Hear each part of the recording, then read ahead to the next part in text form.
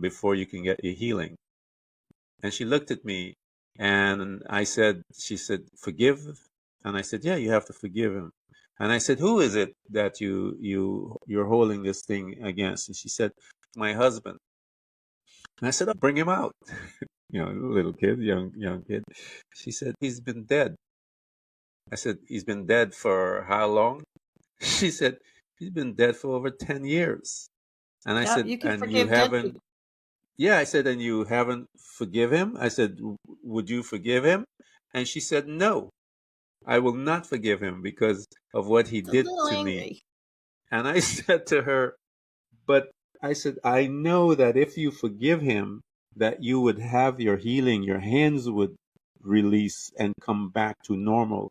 It's your hatred and your anger for your husband that manifested in your body as That's right. arthritis.